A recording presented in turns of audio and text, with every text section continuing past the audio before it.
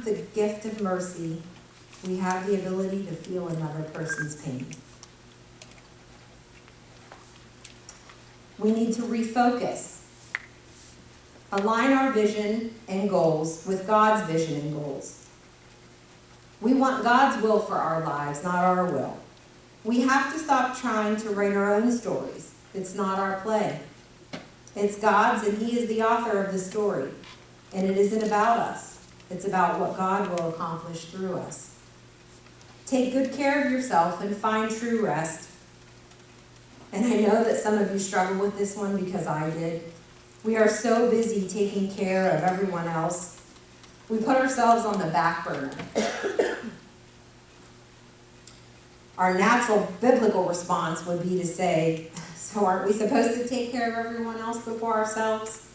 Yes, but if we don't take care of ourselves as God instructed, we will not have the resources we need to reach out to others, especially difficult people that God has placed in our lives. First things first, take good care of yourself and find complete rest.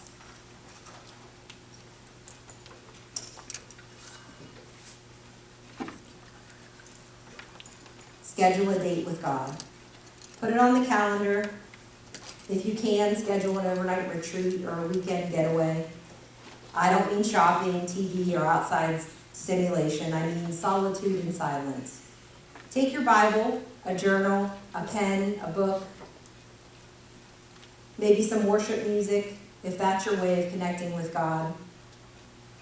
If you come home feeling recharged and not drained anymore, then you're practicing this correctly.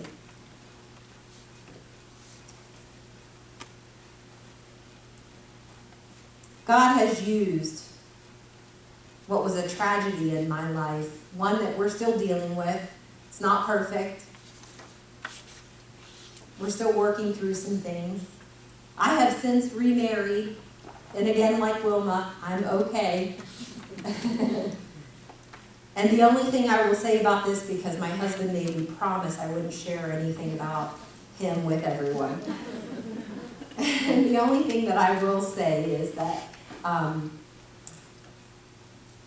am married to a wonderful, patient, and accepting Christian man.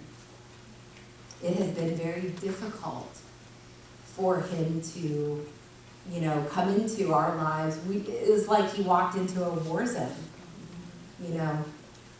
He had no idea. I didn't have any idea that I was still struggling with the healing process until you enter in another man in our household. And neither did my children. Was he going to turn on us as soon as we got married? Listen, there are still days that I might be washing dishes and he comes in the door from work and he's frustrated. He had a bad day. He works in sales. It's frustrating. He has no idea that his anger, his frustration, triggers something deep within my soul that I instantly break out into a sweat. My stomach is in knots. It's gotten better. It's gotten better. But I struggle. My daughter still wakes up with nightmares.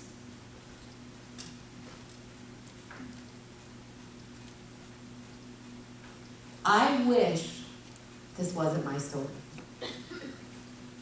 I wish it wasn't their story. I do. I have prayed and asked God to take this from me and from them. But I can't.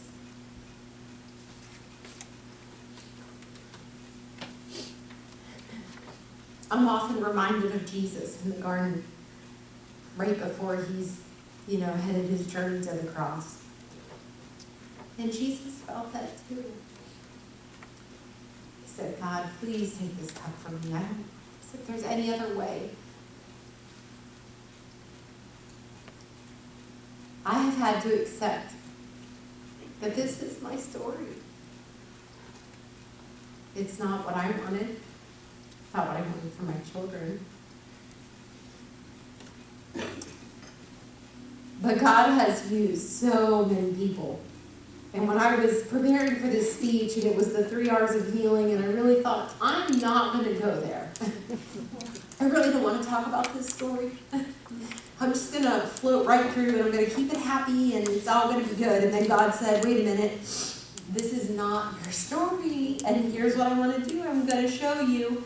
And instantly he started recalling for me this full circle of healing that has actually taken place over about 8 or 9 years. And I'm going to share with you briefly this story of full circle, and then I'm going to move on, and we're done.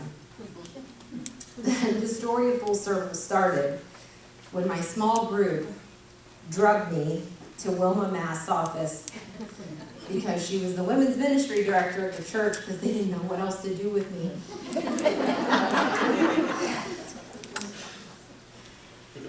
And I sat down in Wilma's office, and I was scared to death. I didn't know who I could trust. Remember, I mean, this is our church. I didn't know, for four or 5 years, I walked into church every day smiling, going, what do these people know about me? What side of the story did they hear? Because I'm crazy. I'm crazy. She's a liar. That girl. You can't believe anything she says. I didn't know what people thought of me. I didn't even know what Wilma thought of me. It wasn't my hometown. I didn't grow up here. But they drugged me to Wilma's office anyway, and I'm so glad they did. Because you know what happened when they took me to Wilma's office? She loved me. And then Wilma said, we need to get you a mentor. And then Wilma introduced me to Marcine. And poor Marcine, I wouldn't go to the church because I didn't trust anybody at the church. Remember? Because I didn't know who was for me, who was against me. I was still trying to navigate all of this, and I was petrified. So Marcine, I made her come to my house. She didn't even know me. And I said, I'm not going to church. I am not meeting you at church. I'm not going there. Because I was afraid somebody would see us meeting. I was afraid he would see me meeting with someone. So Marcine came to my church. Came to my house, sorry. And she sat down on my couch.